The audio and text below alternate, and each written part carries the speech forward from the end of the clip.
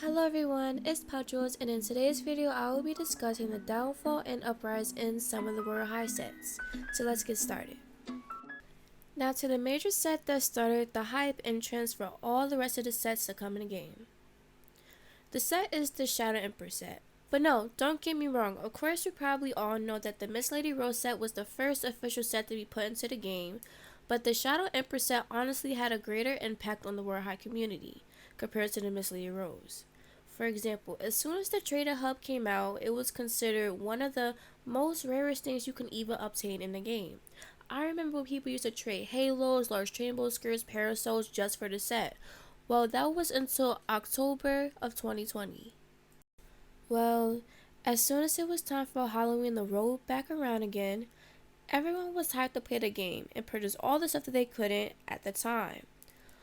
Well, of course, the set value would drop and it would be fast, especially since this is the time the Royal Rebel set was just released in the game.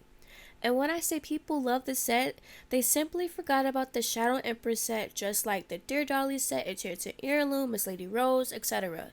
Well, this is where a problem started to form inside the game. And this kind of became a endless cycle is because as the game kind of progressed and stuff, new sets were being added into the game like kind of constantly. And don't get me wrong, you're allowed to like the set that you want or like or whatever. That's not the problem. It just kind of gets to the point where people kind of push the other sets to the side, right? And during this time too, this is when the inflation was ridiculous with halos and stuff. So there really wasn't any considered popular or rare sets at the time because there were either halos, large rainbow skirts, giant Teddyzilla, and also the parasol also eventually lost its value, which kind of made it even worse. And hopefully we can all agree on this one fact. Having sets that's like 170k and up is not beginner friendly at all. Don't get me wrong, since we're now in the Campus 3 update, people might think it might be normal, and especially since, we've kind of got new diamond farming techniques here and there with the new quest in the game. But there's only so much that you can do with that, because honestly, what new player wants to spend all their time just doing quests when it's like a hard time to level up? And if you want to level up kind of like faster or just get more diamonds, you have to buy diamond game passes. And that means you got to spend Robux. Now, I personally think that the prices for the game passes are not as bad. But you look at the prices for if you want to buy diamonds in a game with your Robux, I honestly find it ridiculous. I'm pretty sure for some it's like 8k for like only 200,000 diamonds.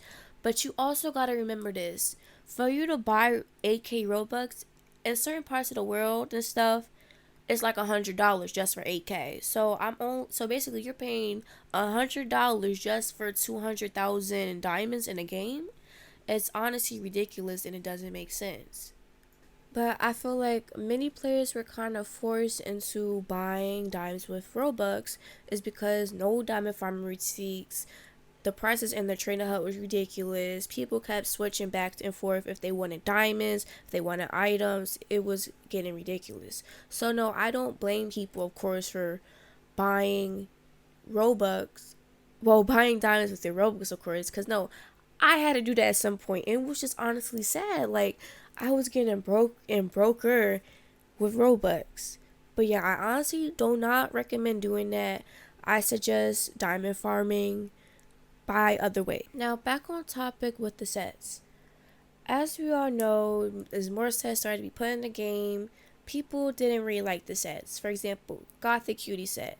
People thought it was honestly a flop. It's because at first it was cute. I honestly like the set. I think it's really pretty, but many people don't, which is understandable. We all entitled to our own opinions. But some people just didn't understand, especially on Twitter, is why Royal High developers didn't ask some people who was making the quote-unquote Royal High concepts for sets in the game. Which, don't get me wrong, the sets were beautiful and stuff. But I definitely feel like the devs were definitely stressed out when it comes to that. Of course, since people were either liking the sets, wasn't liking the sets, or they was getting a lot of bad talk from the players. Now, to the sets that managed to stick around for like a good period of time, which is the Goddess of Triumph set, steampunk set, whimsy witch set, and the opposite attract set.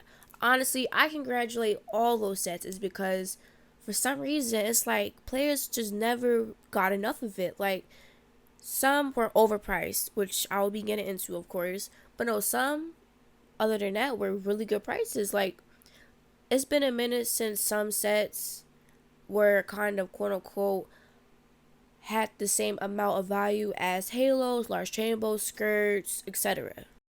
Now, when all these sets kind of came together, it honestly kind of balanced things out. For a little bit, prices was not bad, honestly. Like, people would actually want sets and not just halos just because they were rare.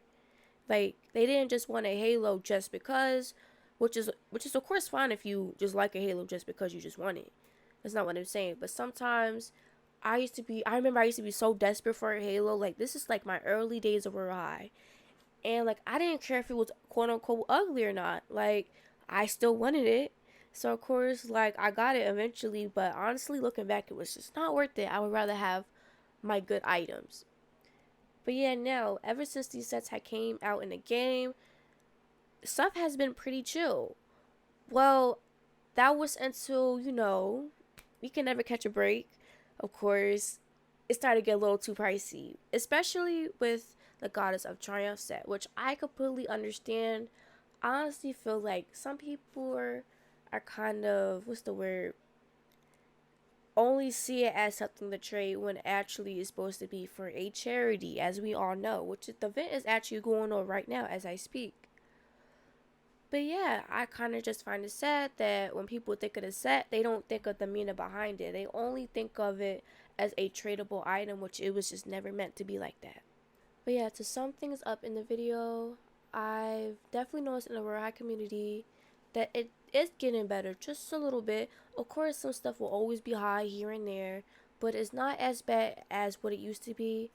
And it's getting better. Like the inflation is not as bad, but we're going through some things, especially with the dorm here and there. But other than that, everything has to be fine, especially since the Whimsy Witch set is back in the game and the Goddess of Triumph set, which kind of lowered the prices and it made everything even. Not many people are kind of really focused on halos right now or rare items. They're actually just enjoying the game for what it is. So yeah, I definitely appreciate what the devs have done for us in the future of Royale High now and later on. Okay, that's the end of the video. Make sure to like and subscribe to my channel to see more Royale High content in the future. This is Pudgel signing off. Bye!